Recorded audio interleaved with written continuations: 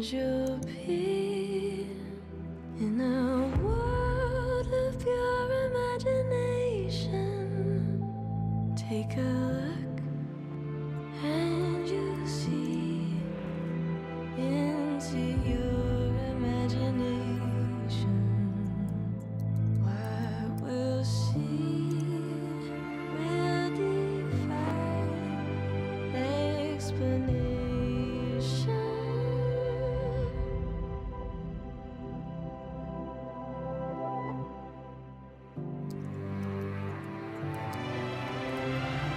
If you wanna view paradise, simply look around and view it.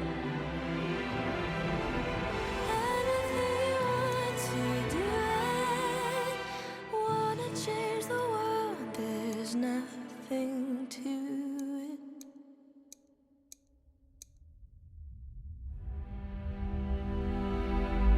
There is no life I know to compare with your imagination. Living there, you'll be free if you truly wish to be.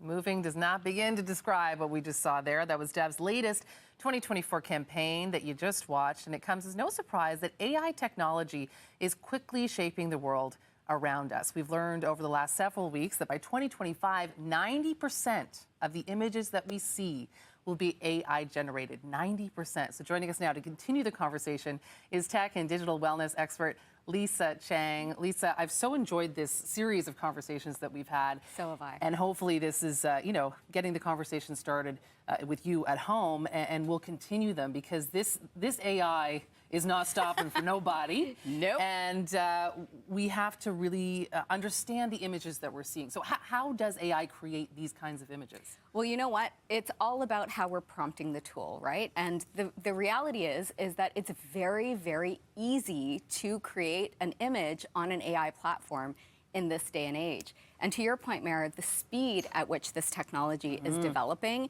is going at warp speed. So what's really interesting, what we've been talking about over the last several weeks, is really deciphering what is a real image versus what is a fake image. And everything that we're sort of seeing today is sort of taking us back 20 years ago when it comes to beauty standards. That's what we've been talking about as it relates to Dove. But as it relates to the technology specifically, it's almost like we have to pump the brakes a little bit and start at the beginning. So is it the data set that is being used on these AI models, or is it us, the user, that needs to retrain ourselves on how to prompt the tool so that it's giving us the most inclusive image that we can come up with? That's where the conversation lies. Yeah, and if you're hearing some of this and thinking, okay, this is really tacky, it's not. Yes. It is easy, and it's going to start showing up in places that you're not even really aware of.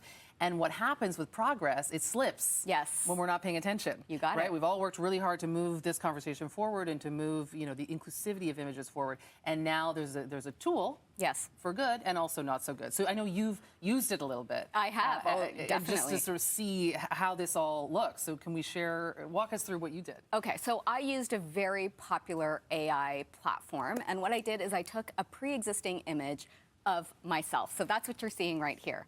Now, what's really interesting about this is that if you look closely at the image that I started with, so the original real image, when it was put into the AI platform, what it did was a number of things. It lightened my skin, it made my jaw stronger, it made me a blonde. Wow. It gave me poreless skin across the board. And then if you look at all the different industries that I was looking at maybe recreating a headshot for, it put me in a rather sexualized outfit. So it's not something that I would have typically worn had I gone to a real photographer and taken an image of myself.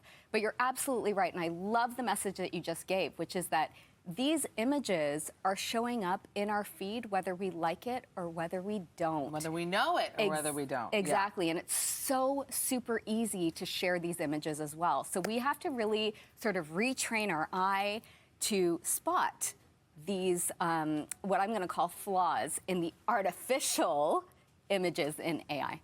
Yeah, and I mean, this is a conversation that we've had in multiple different ways, you know, even from a news literacy point of view. I mean, this is happening all over. Yes. And, you know, I can't stop thinking about, you know, young people coming up and what that must be doing to their own idea of beauty. Absolutely. It's all about their self-esteem. And to your point, Mayor, it's affecting women, it's affecting young girls, it's affecting everybody across the board. So we need to, you know, sort of take a look within. I'm always going to be an advocate for the solution. AI is going to give us a lot of wonderful things. It's going to bring us forward in a lot of industries, make our lives a lot more efficient. But when it comes to us learning the technology, it doesn't have to be hard. It all comes down to digital literacy. So when it comes to digital literacy, we need to understand that this is not a skill, this is a necessity on how to navigate our way through a new technologically advancing world. What does that mean? It means accessing information, making sure that we're communicating effectively at home. And the most important thing is being able to think critically. That's what this is all about. So Dove, as we've known, as we've seen, a leader in the beauty industry, they're all about focusing on real beauty once again, rolled up their sleeves as it concerns social media and this new technical world, and they've given us what is called the Real Beauty Prompt Playbook. You can go on to dove.ca and download it yourself, and this is going to give you all kinds of information, terminology that you can get familiar with, conversations that you can have at home. And as I said at the beginning of the segment, this is about learning how to use the AI tool so that we, the user, are prompting it correctly so that we are having a result that is diverse, that is inclusive, and that is representative of everything, Mayor, that is real beauty across the board. And Dove has been so integral because they do the research sort of globally and sort of understand the numbers. So it's not just a conversation. This is a conversation backed by facts. And they set that up 20 years ago, and they're really getting into it this time around. So hopefully, you know, we're getting ahead of the AI that's getting ahead of us. Absolutely. Because, you know, we don't want to be left behind with this progress. Lisa, this has been fabulous. Let's give that information one more time about where people can find that playbook, that handbook. So you can go onto dove.ca /keepbeautyreal. Keep Beauty Real. Lisa Chang, thank you for this. Thank you.